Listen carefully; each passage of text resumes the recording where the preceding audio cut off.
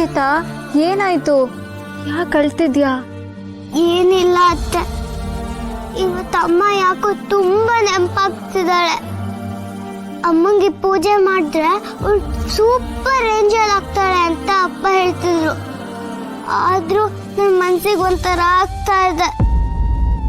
ಅಮ್ಮ ತುಂಬಾ ದೂರ ಹೋಗಿದ್ದಾರೆ ಅನ್ನಿಸ್ತಾ ಇದೆ.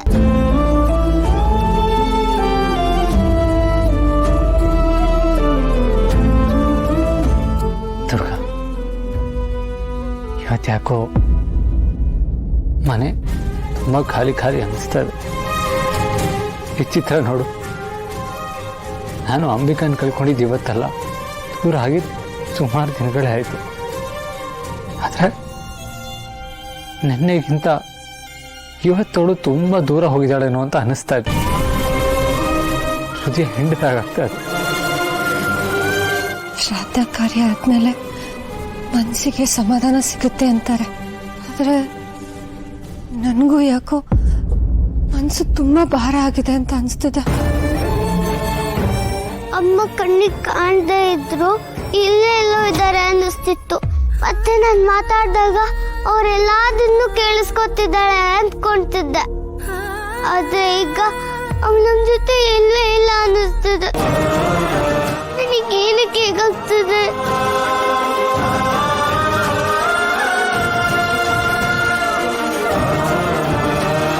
ದುರ್ಗಾ, ನಾನು ನಿನಗೆ ಇದನ್ನು ಹೇಳಿದ್ರೆ ನಂದು ಅರ್ಥನ ಅಂತ ನಿನಗೆ ಅನ್ನಿಸ್ಬೋದು. ಆದರೆ ಅಂಬಿಕಾ ಇಷ್ಟು ದಿನ ನನ್ನ ಕಣ್ಣೆದುರಿಗೆ ಇಲ್ಲದೆ ಇದ್ರು ನನ್ನ ಸುತ್ತಮುತ್ತನೇ ಇದ್ದಾಳೆ ಅಂತ ನನಗೆ ಅನ್ನಿಸ್ತಾ ಇತ್ತು. ಅವಳು ನನ್ನ ನೋಡ್ತಾ ಇದ್ದಾಳೆ ಅನ್ನೋ ಭರವಸೆ ಇರ್ತಾ ಇತ್ತು. ಆ ನಂಬಿಕೆನೆ ಇಷ್ಟು ದಿನ ಅವಳು ನನ್ನಿಂದ ದೂರ ಆಗಿಲ್ಲ ಅನ್ನೋ ಫೀಲ್ ಕೊಡ್ತಾ ಇತ್ತು. ಆದರೆ ಇವತ್ತು ಅವಳು ನನ್ನಿಂದ ಶಾಶ್ವತವಾಗಿ ದೂರ ಹೋಗಿದ್ದಾಳೆ ಅಂತ ಅನ್ನಿಸ್ತಾ ಇದೆ. ಜೋರ ಕಿರಿಸ್ಲಾ, ವಾಪಸ್ ಬಾ ಅಂತ ಕೂಗ್ಬಿಡ್ಲಾ ಅಂತ ಅನ್ನಿಸ್ತಾ ಇದೆ. ಉಸಿರು ಕಟ್ತಾ ಇದೆ ದುರ್ಗಾ.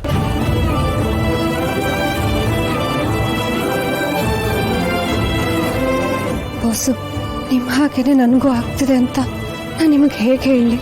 ಅಂಬಿಕಾ ಅವ್ರನ್ನ ನೀವು ನೋಡ್ತಿರ್ಲಿಲ್ಲ, ಆದ್ರೆ ನಾನು ನೋಡ್ತಿದ್ದೆ. ನನಗೆಷ್ಟು ಸಂಕಟ ಆಗ್ತಿದೆ ಅಂತ ನನಗೆ ಗೊತ್ತು.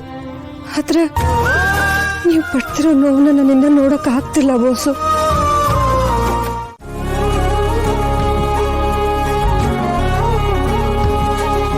ಏನ್ ದುರ್ಗಾ ಮೇಡಮ್, ಯಾಕೆ ಮುಖ ಕಪ್ಪು ಬೆಳಪು ಸಿನಿಮಾ ತರ ಆಗಿದೆ?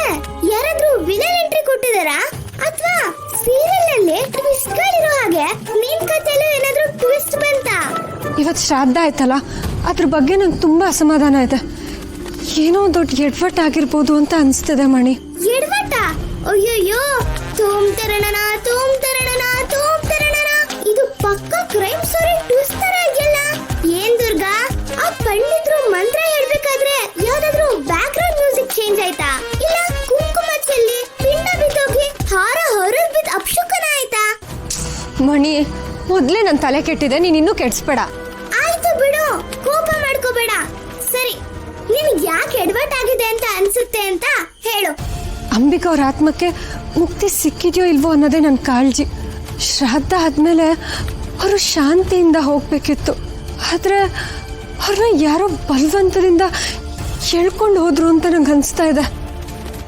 ಏನೋ ಒಂಥರ ನನಗೆ ಸಮಾಧಾನನೇ ಇಲ್ಲ, ಮನ್ಸಿಗೊಂಥರ ಸಂಕಟ ಆಗ್ತಿದೆ ಮಣಿ. ಅಯ್ಯೋ ಪುಣ್ಯಾದ್ಗಿತಿ, ನೀನು ಸಸ್ಪೆನ್ಸ್ ಸೀರಿಯಲ್ ಜಾಸ್ತಿ ನೋಡಿ ಹೀಗಾಡ್ತಿದ್ಯಾ. ಶ್ರಾದ್ದ ಆಯ್ತು, ಅಕ್ಕನ ಆತ್ಮಕ್ಕೆ ಮುಕ್ತಿನೂ ಸಿಕ್ತು, ಸುಖಾಂತ್ಯ ಆಯ್ತು ಅಂತ ಖುಷಿ ಪಡೋದ್ ಬಿಟ್ಟು ಸುಮ್ನೆ ಪಾರ್ಟ್ 2 ಸಿನಿಮಾಗೆ ಕತೆ ರೆಡಿ ಮಾಡ್ತಿದ್ಯಲ್ಲ. ಎಲ್ಲ ಸರಿ ಹೋದ್ಮೇಲೆ ಹೇಳ್ಕೊಂಡು ಹೋದ್ರು ಅಂತ ಇದ್ರಲ್ಲಿ ವಿಲನ್ ಎಂಟ್ರಿ ಕೊಡ್ತಿದ್ಯಲ್ಲ. ಇಲ್ಲಿ ವಿಲನ್ ಬರೋ ಚಾನ್ಸೇ ಇಲ್ಲ. ದಿ ಎಂಡ್ ಅಷ್ಟೇ. ಇಲ್ಲ ಮಣಿ, ಇಲ್ಲಿ ಏನೋ ಇದೆ, ಏನು ಅಂತಾನೆ ತಿಳಿತಿಲ್ಲ. ನೀನ್ ಹೇಳಿದ್ರೆ ಅರ್ಥನೂ ಆಗಲ್ಲ. ಓಹೋ, ಬುದ್ಧಿವಂತರು ಸಿನಿಮಾ ಒಂದ್ಸಲಿ ನೋಡಿದ್ರು ಅರ್ಥ ಆಗಲ್ಲ, ಹೇಳಿದ್ರು ಅರ್ಥ ಆಗಲ್ಲ. ಸಾರಿ ಸರಿ, ಇದೆಲ್ಲ ಬಿಟ್ಟು ಹೋಗ್ ಚೆನ್ನಾಗಿ ನಿದ್ದೆ ಮಾಡು. ಅಯ್ಯೋ, ನಂಗೂ ಟೈಮ್ ಆಯ್ತು, ಸೀರಿಯಲ್ ಶುರು ಆಗುತ್ತೆ, ನಾನು ಹೊರಟೆ. ಅಮ್ಮ ಅಮ್ಮ ಮಂಜರಿ ಅಮ್ಮ, ಇನ್ನು ಕೇವಲ 3 ದಿನ. 3 ದಿನ ಕಳೆದ್ರೆ ಸಾಕು, ನಿಮ್ಮ ಶಕ್ತಿ 100 ಪಟ್ಟು ಹೆಚ್ಚಾಗುತ್ತೆ. ಹೌದು ಮಾಳವಿಕಾ, ಆದ್ರೆ ಅದಕ್ಕೆ ಬೇಕಾದ ಸಿದ್ಧತೆಗಳನ್ನ ನೀನು ಈಗಲಿಂದಲೇ ಶುರು ಮಾಡ್ಕೋಬೇಕು. ಅಂಬಿಕಾಳ ಆತ್ಮ ತುಂಬಾ ಹಠಮಾರಿ. ಈ 3 ದಿನಗಳಲ್ಲಿ ಅವಳನ್ನ ಎಷ್ಟು ಹಠ ಮಾಡಬೇಕು ಅಂದ್ರೆ ಅವಳು ನಮ್ಮ ವಿರುದ್ಧ ಹೋರಾಡೋ ಶಕ್ತಿ ಮತ್ತೆ ಧೈರ್ಯ ಕಳ್ಕೋಬೇಕು. ಆಗ ಮಾತ್ರ ಅವಳ ಶಕ್ತಿಯನ್ನ ಸುಲಭವಾಗಿ ನನ್ನೊಳಗೆ ವಿಲೀನ ಮಾಡ್ಕೊಳ್ಳೋದಕ್ಕೆ ಸಾಧ್ಯ. ಚಿಂತೆ ಮಾಡಬೇಡಿ ಅಮ್ಮ, ಅಂಬಿಕಾ ಈ ಮಡಕೆ ಒಳಗೆ ಒದ್ದಾಡಿ ಪೂರ್ತಿಯಾಗಿ ಸುಸ್ತಾಗಿರ್ತಾಳೆ. ಇನ್ನು ನಮ್ ಜೊತೆ ಹೇಗೆ ಹೋರಾಡೋದಕ್ಕೆ ಸಾಧ್ಯ?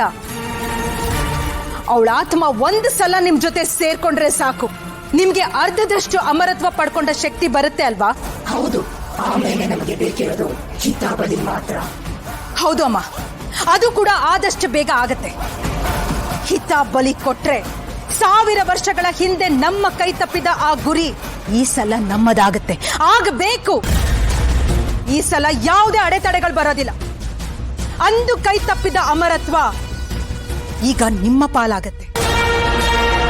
ಇಡೀ ಜಗತ್ತೇ ನಿಮ್ಮ ಕಾಲ್ ಕೆಳಗಿರುತ್ತೆ ಅಮ್ಮ, ನಿಮ್ಮ ಕಾಲ್ ಕೆಳಗಿರುತ್ತೆ. 1000 ವರ್ಷಗಳ ಕಾಯುವಿಕೆಗೆ ಈಗ ಮುಗಿಯುವ ಸಮಯ ಬಂದಿದೆ ಮಾಳವಿಕಾ. ಅಂಬಿಕಾ ಮತ್ತು ಹಿತ ಇಬ್ಬರು ನನ್ನ ಮಹಾಸಾಧನೆಗೆ ಏಣಿಗಳಾಗ್ತಾರೆ.